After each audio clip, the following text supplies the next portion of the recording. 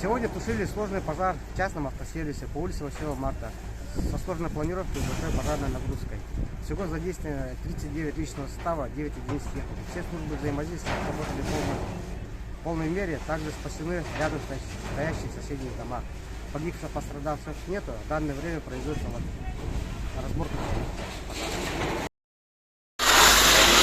Вот,